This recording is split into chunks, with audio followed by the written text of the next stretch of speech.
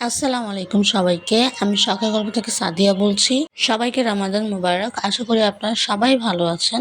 তো আমি আজকে আবারও নতুন একটি ভিডিও নিয়ে হাজির হয়ে গেলাম। আজকে আমি দেখাবো গরমের দিনে তরমুজ দিয়ে কি করে প্রাণ ঠান্ডা করার মতো ডেজার্ট বানানো যায়। তো আমি এখানে প্রথমেই তরমুজগুলোকে ছোট ছোট করে কেটে নিয়েছি।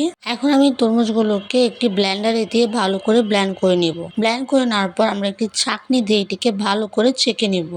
তো ভালো করে আমার ছাঁকা হয়ে গিয়েছে। দেখতেই পাচ্ছেন কতটা সুন্দর করে তরমুজের জুস বের করা হয়ে গিয়েছে আমার। তো তরমুজের জুস বের করা হয়ে গেলে তারপর দিয়ে দিব পরিমাণ মতো চিনি, তারপর দিয়ে দিব 1 চামচের মতো আগার আগার পাউডার। এখন আমরা এটাকে ভালো করে মিশিয়ে নিয়ে জাল করে নিব।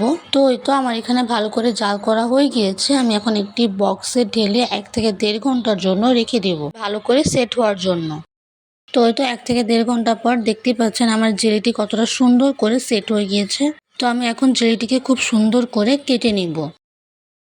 তো দেখতেই পাচ্ছেন ঘরে বসে কত সহজেই আমি তরমুজ দিয়ে জেলি বানিয়ে নিলাম। আপনারাও কিন্তু এটি বানিয়ে নিতে পারেন খুব সহজেই।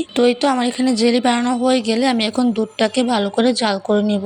তো দুধটি জাল করে নেওয়ার জন্য আমি এখানে প্রথমে একটি পাতিলে গরুর দুধ নিয়ে নিয়েছি। তারপর দিয়ে দিব পরিমাণ মতো চিনি, তারপর দিয়ে দিব পরিমাণ মতো গুঁড়া দুধ, তারপর দিয়ে দিব 1 চামচ পরিমাণ কর্নফ্লাওয়ার। এখন এটিকে ভালো করে মিশিয়ে নিয়ে ভালো করে জাল করে নিব যাতে এটি ভালো করে ঘন হয়ে যায়।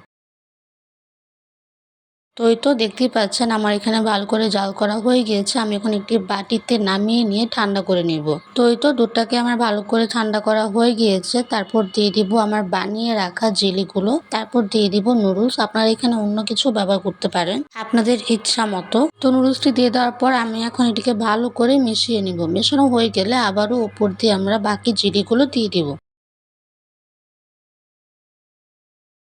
তো আমার এখানে ভালো করে মেশানো হয়ে গেলে আমি এখন একটি বাটিতে পরিবেশন করে নিব।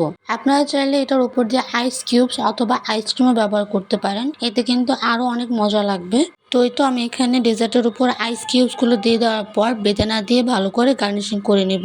তো তৈরি হয়ে গিয়েছে তরমুজ দিয়ে প্রাণ ঠান্ডা করার মতো ডেজার্ট। আপনারা সবাই কিন্তু ঘরে বসেই খুব সহজেই এই ডেজার্টটি বানিয়ে নিতে পারবেন। আশা করি আপনাদের এই ডেজার্টটি অনেকটাই ভালো লাগবে। আর ভিডিওটি ভালো লাগলে লাইক শেয়ার কমেন্ট করবেন। আর ঠিক এরকম নতুন নতুন ভিডিও পেতে আমার চ্যানেলটি সাবস্ক্রাইব করবেন আর আমার পাশে থাকবেন। আল্লাহ হাফেজ সবাইকে।